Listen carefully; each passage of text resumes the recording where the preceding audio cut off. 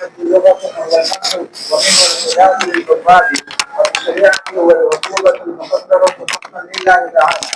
حتى لا يسمى القصاص حقا لأنه حق العقل وللتعزيز لعدم التكفير والمقصد الأصلي من شرعه. بسم اللہ الرحمن الرحیم. کتاب الحدود. حدود جمع ہے حد کی. حد کا لغوی اور اصطلاحی معنی خود صاحب کتاب نے ذکر کیا ہے، صاحب ہدایہ نے.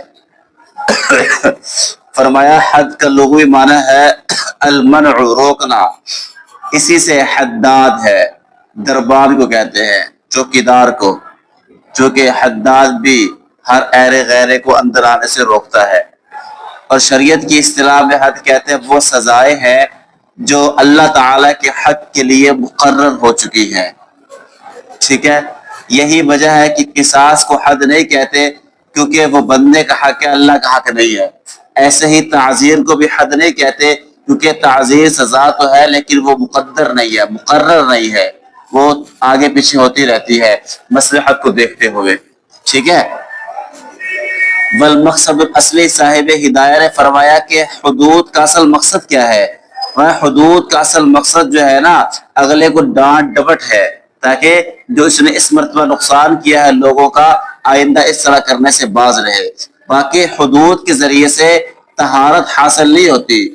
گناہوں سے پاکی حاصل نہیں ہوتی، اس کے لیے الگ سے توبہ ضروری ہے. کیونکہ یہ حدود تو کافروں پر بھی لگتی ہیں، لیکن ان پر حدود لگنے سے یہ مطلب تھوڑی ہے کہ ان کے گناہ کھل گئے. اس لیے حدود جو ہے یہ زجر و توبیخ اور لوگوں کے حقوق پر جو ڈاکے ڈالے جا رہے ہیں ان سے باز رکھنے کے لیے ہوتی ہے. اور باقی توبہ، گناہوں کی معافی، وہ طہارت جو ہے وہ توبہ کے ذریعے سے ہوگی. قال الزنا يثبت بالبينة والاقرار. یہاں سے زنا کی حدود ذکر کر رہے ہیں. فرمایا کہ زنا کسی نے کیا تو اس کا ثبوت دو طرح سے ہوگا، یا تو بینہ گواہی دے یا پھر خود اقرار کر لے زانی یا زاریہ جو بھی ہے. کیونکہ یہ بینہ جو ہے یہ دلیل ظاہر ہے، ایسے ہی اقرار جو ہے یہ بھی اسی کے مقام ہے. بلکہ اقرار کے اندر جو ہے نا بینہ کی نسبت زیادہ تصدیق ہوتی ہے، خاص طور پر جب زنا کا مسئلہ ہو اور اقرار کر رہا ہو اور پھر اس کو پتہ بھی ہو کہ اس میں مجھے تکلیف پہنچنی ہے اور میری عار ہوگی، تو وہاں اقرار جو ہے بینہ سے کہیں اوپر درجے کا ہوتا ہے. اس لیے جب بینہ معتبر ہے تو اقرار بطریق اور معتبر ہوگا. اور باقی یہ اقرار یا پھر بینہ یہ دلیل ظاہر ہے اور اسی پر ہمیں اکتفا کرنا ہے، کیونکہ حقیقی علم تک پہنچنا تو کسی کے بس کی بات نہیں ہے. اس لیے ہم ظاہر پر گواہوں کے ذریعے سے، اقرار کے ذریعے سے جو ہے اس کی بات پر عمل کر کے حدود کا نفاذ کریں گے. فالبینۃ ان تشہد. اب بینہ زنا کے باب میں کتنے ضروری ہے اور کیسے ہونے چاہیے اسی کی وضاحت دے رہے ہیں. فرمایا کہ زنا کے باب میں 4 مرد گواہی دے، عورت کے خلاف دے رہے ہیں یا مرد کے خلاف دے، جس کے خلاف دے 4 گواہ ہو. کیوں 4 ہونے چاہیے؟ اس لیے اللہ نے فاستشہدوا علیہن 4 منکم. اور ایک اور مقام پر فرمایا ثم لم یأتوا ب4 شہداء. تو 4 گواہوں کو ہونا ضروری ہے. اور دوسری دلیل آپ صلی اللہ علیہ وسلم کا فرمان ہے کہ ایک مرتبہ ایک شخص سے اپنی اہلیہ پر تہمت لگائی زنا کی، حضور نے کہا ایت ب4 یشہدون علی صدق مقالتک. 4 گواہ لاؤ جو آپ کے بات کی تصدیق کرے. اس سے بھی سمجھ میں آیا 4 گواہ ہونا ضروری ہے. اور تیسری عقلی دلیل یہ ہے، دیکھیں زنا کا جو باب ہے نا اس میں سطر کو بہت اہمیت حاصل ہے کہ جتنا ہو سکے اس کو دفع کرو، اس کو زیادہ سے زیادہ کوشش کرو اس میں شک پیدا ہو جائے تاکہ یہ جاری نہ ہو. کیونکہ یہ بہت بڑا مسئلہ ہے، یہاں جان جاتی ہے اگلے کی، تو جان اتنی عام نہیں ہے کہ منٹوں میں ضائع کر دی جائے. اس لیے 4 گواہ رکھے، کیونکہ 4 گواہ ایک کام پر ملنا بہت مشکل ہوتا ہے. تو 4 گواہ رکھے، 4 گواہ ہوں گے تو ہم گواہی معتبر مانیں گے. 1 2 3 سے معتبر نہیں ہوگی، کیونکہ سطر کا مسئلہ ہے تو سطر کے زیادہ مناسب یہ ہے کہ 4 ہونے چاہیے. سمجھ میں آگے بات؟ جی وَإِذَا شَهِدُوا، اب فرمایا جب 4 گواہ گواہی دے دیں، 4 گواہ مل گئے جی، انہوں نے کہا کہ اس مرد نے یا اس عورت نے زنا کرایا ہے، اس کے بعد قاضی حد جاری نہیں کرے گا، پھر اگلا سوال کرے گواہوں سے زنا کیا چیز ہے، کیسے ہوتا ہے، اور کہاں زنا کیا انہوں نے، کب کیا ہے، مرد ہے تو کس عورت سے کیا ہے، عورت ہے تو کس مرد سے کیا ہے، یہ سارے سوال کرے، ہر ایک سے کرے، ٹھیک ہے، کیونکہ آپ صلی اللہ علیہ وسلم نے بھی حضرت ماعز رضی اللہ تعالی عنہ سے جب انہوں نے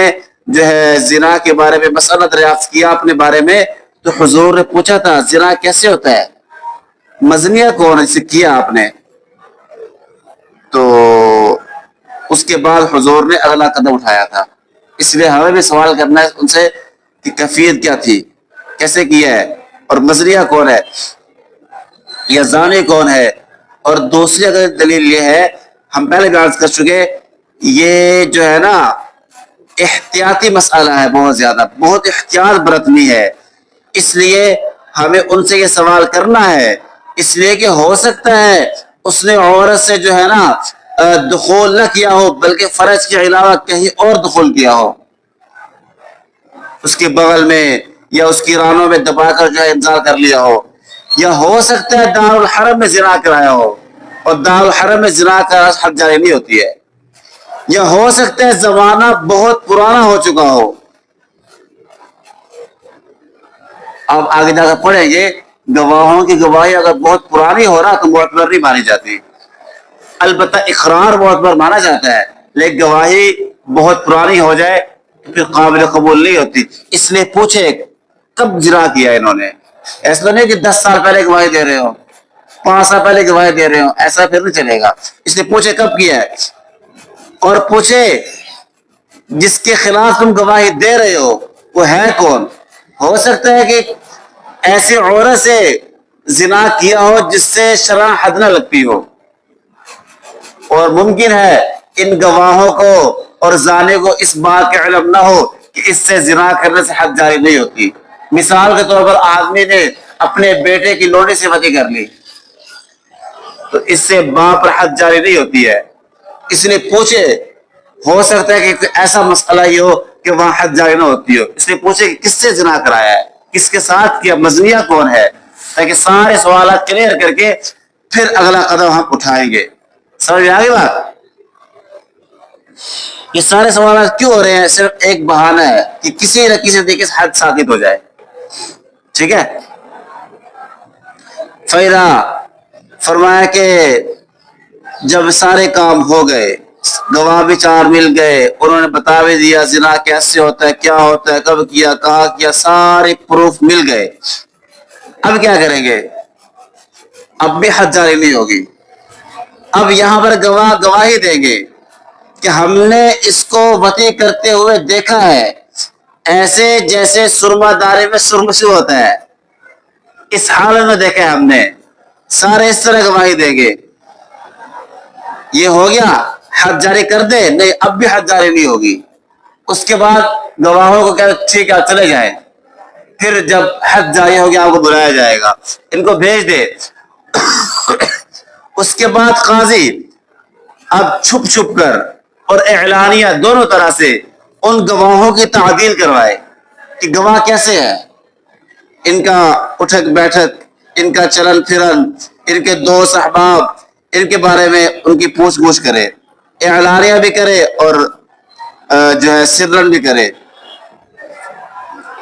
اور اس کے بعد پھر اگلا مرحلہ آئے گا، یہاں پر صرف ان کے ظاہری عدالت کو دیکھتے ہوئے کہ مسلمان ہیں حد جاری نہیں کی جائے گی، بلکہ یہ ساری عدالت ان کی پہلے معلوم کی جائے گی، کیونکہ حضور صلی اللہ علیہ وسلم نے فرمایا کہ حدود جو ہے ان کو جتنا ہو سکے ساکت کرو، ان کو دفع کرو، نہ لگنے دو، اس لیے ہم کوشش کریں کہ ہر طرح سے کسی نہ کسی مرحلے میں کسی نہ کسی ٹاپک پر جا کر یہ حد جاری ساکت ہو جائے، اس لیے ہمیں سارے مراحل سے گزرنا ہے، ہاں باقی جو حقوق ہے دیگر وہاں پر ظاہری عدالت کافی ہوتی ہے، لیکن زنا کے باب میں ظاہری عدالت پر اکتفا نہیں کیا جائے گا، اور باقی اعلانیہ اور سر تعدیل کا مسئلہ فرمایا، اس کو ہم انشاءاللہ کتاب و شہادات تفصیل ذکر کریں گے. اور فرمایا مبسوط کتاب کے اندر یہ ہے، یہ جو جس پر زنا کی تہمت لگی ہے نا، جب اس کے گواہوں کی تعدیل ہو رہی ہے، اس دوران اس زانی یا زانیہ کو بند کر دیں گے. کیونکہ حضور صلی اللہ علیہ وسلم نے بھی ایک اس طرح کے مسئلہ پیش آیا تھا، آپ نے دوران تعدیل گواہوں کی تعدیل کرتے ہوئے ان کو جو ہے نا بند کیا تھا، اس زانی یا زانیہ کو. اس لیے ہم بھی یہاں پر کیا ان کو اس دوران بند کریں گے. ہاں اگر دیون کا مسئلہ ہے تو دیون کے مسئلے کے اندر اگر گواہوں کی تعدیل ہو رہی ہے تو اس دوران جس کا جو ہے عدالت ظاہر ہونے سے پہلے بند نہیں کیا جائے گا، جس کے بارے میں گواہی دی ہے انہوں نے. جب تک عدالت ظاہر نہیں ہوگی گواہوں کی، تب تک جس کے خلاف گواہی چل رہی ہے اس کو بند نہیں کیا جائے گا. ہاں جب عدالت ظاہر ہو جائے گی پھر اس کو بند کیا جائے گا. وجہ فرق کہتے ہیں ہم آگے بیان کریں گے کہ اس باب کے اندر جو ہے یعنی باب زنا کے اندر دوران تعدیل جو ہے زانی یا زانیہ کو بند رکھا جائے گا، لیکن دیون والے مسئلہ کے اندر دوران تعدیل جس کے خلاف گواہی دی گئی ہے اس کو بند نہیں رکھا جائے گا. ہاں جب تعدیل ہو جائے گی، کنفرم ہو جائے گا، پھر ان کو بند کیا جائے گا. یہ وجہ فرق کہتا ہے انشاءاللہ آگے چل کے اس وضاحت سے بیان کریں گے، یہاں ذکر نہیں کیا ہے. والاقرار ان يقر البالغ العاقل على نفسه بالزنا، یہ تھا کہ جب گواہ گواہی دیں، 4 گواہ گواہی دے رہے تھے جی اس نے زنا کرایا، اس کے بعد ہم نے سر تفصیل کر دی، پہلے گواہوں 4 گواہ پورے کرائے گے، اس کے بعد ان سے سوالات ہوں گے، اس کے بعد ان کی تعدیل ہوگی، اس کے بعد جا کر حد لگے گی. لیکن اگر گواہوں نے گواہی نہیں دی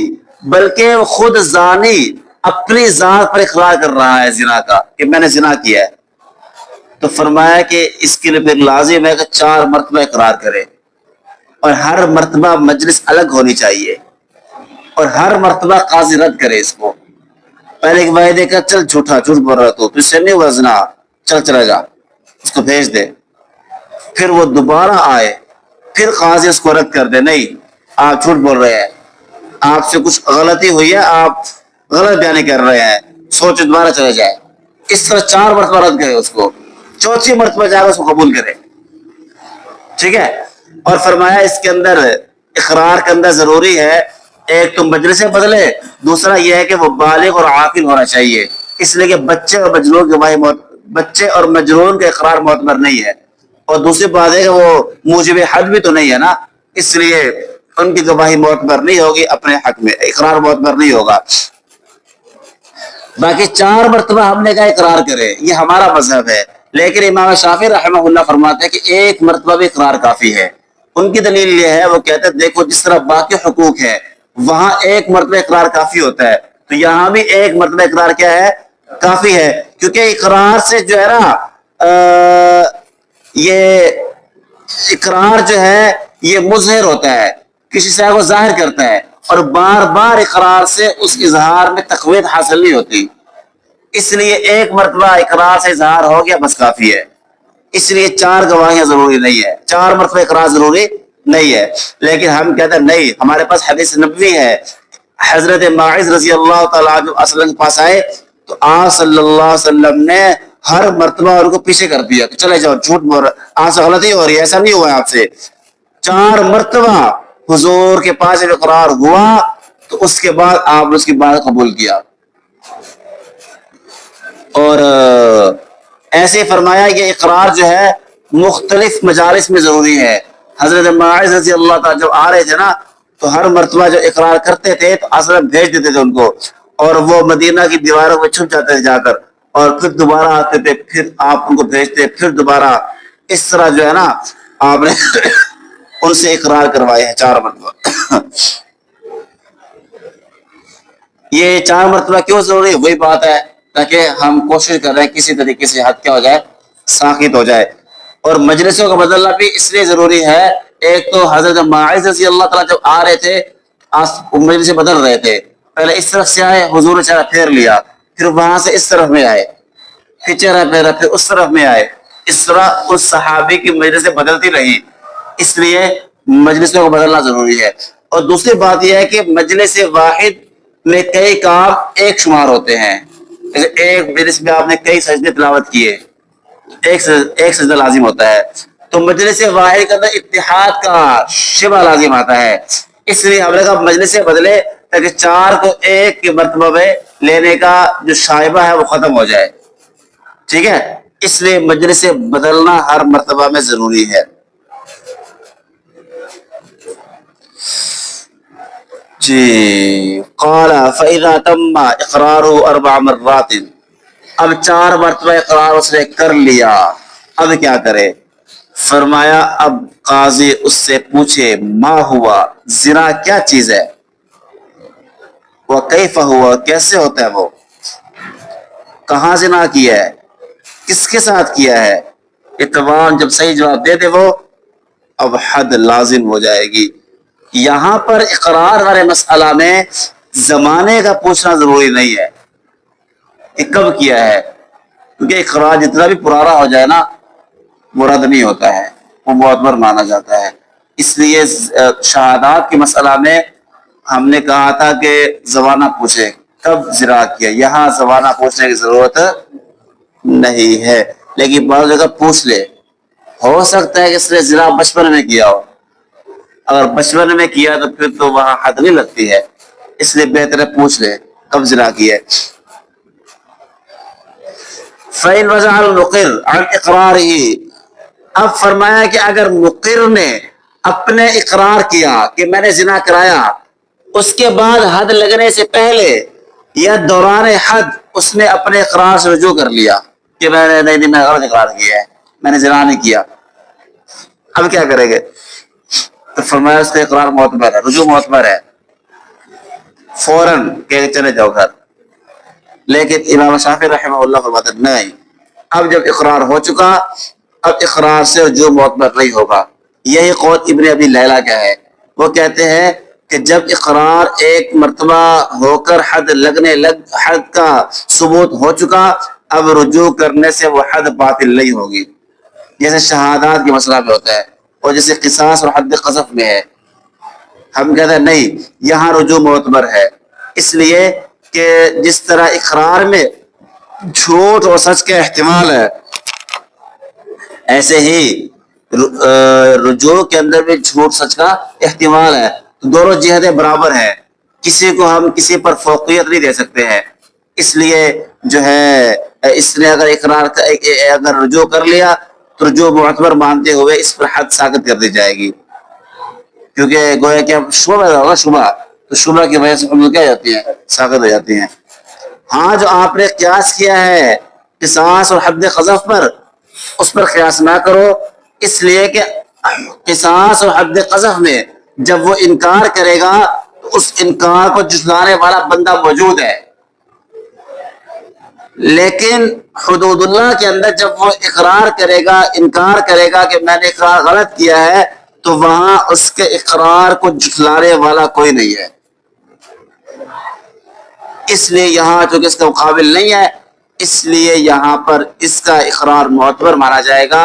اگر اقرار کرنے کے بعد رجوع کرتا ہے تو رجوع معتبر مانا جائے گا اور اس پر حد ثابت کر دی جائے گی۔ وَيَسْتَحِبُّ لِلْإِمَامِ، اور امام جو ہے نا ڈائریکٹ ان باتوں کی تصدیق ہو جانے کے بعد حد جاری نہ کرے، بلکہ پہلے اس کو تلقین کرے، یار اس طرح سوچ لو، ہو سکتا ہے آپ نے زنا نہ کیا ہو، آپ نے صرف اس سے بوس و کنار کیا ہو، اس کو چھوا ہو، صرف اس کو صرف آپ نے بھینچا ہو، آپ نے دخول نہ کیا ہو، کیونکہ حضور صلی اللہ علیہ وسلم نے حضرت ماعز سے فرمایا تھا، ماعز ذرا سوچ لے، ہو سکتا ہے تو نے اسے لمس کیا ہو یا بوسہ دیا ہو صرف، نے کہا نہیں میں نے جو کیا سچ بتا رہا ہوں، اس لیے اس طرح کے سوالات کر لے تاکہ حد ساقط ہونے کے قریب پہنچ جائے۔ اور فرمایا امام صاحب یوں بھی کہہ سکتا ہے کہ ہو سکتا ہے آپ نے اس سے شادی کی ہو، یا ہو سکتا ہے آپ نے وطی میں شبہ کی ہو، سوچ لو، اس طرح کے سوالات کرے اس سے تاکہ اس کا زہر منتشر ہو یا کچھ بھی ہو، حد ساقط ہونے کے قریب چلی جائے۔ بہرحال خلاصہ کلام یہ ہے کہ حدود کو زیادہ سے زیادہ کوشش کرنا چاہیے کہ ساقط ہو جائے، کوئی نہ کوئی پہلو کمزور کرنے کی کوشش کی جائے گی۔ اگر کوئی پہلے بھی کمزور نہ ہو سکا تو پھر حد جاری کر دی جائے گی. حضرت ماعز رضی اللہ تعالی عنہ کو جو حد جاری کر دی گئی تو حضور صلی اللہ علیہ وسلم نے فرمایا کہ ماعز نے آج ایسی توبہ کی ہے کہ اگر اس کی توبہ کو پورے مکہ مدینہ پر تقسیم کر دیا جائے تو شاید ساروں کو کافی ہو جائے. اس لیے یہ جو ہے بہرحال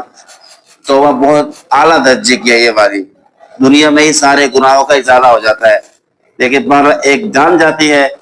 اس لیے اس پہ ڈائریکٹلی فوراً یا شکوک و شبہات کی بنیاد پر اس کو جاری نہیں کیا جائے گا، بلکہ مکمل ثبوت کے بعد بھی قاضی اس کو تلقین کرے گا. تلقین کے بعد جو ہے جب دیکھ کے اب سب کچھ ثابت ہے پھر اس پر حد زنا جاری کر کے ان پر رجم کر دیا جائے گا. اگر رجم ہے تو رجم کر دیا جائے گا، شادی شدہ ہے اگر غیر شادی شدہ پھر کوڑے لگائے جائیں گے. بات سمجھ آ گئی؟ چلو یہی تک رکھ لے، زندگی باقی تو پھر باقی کل دیکھیں گے.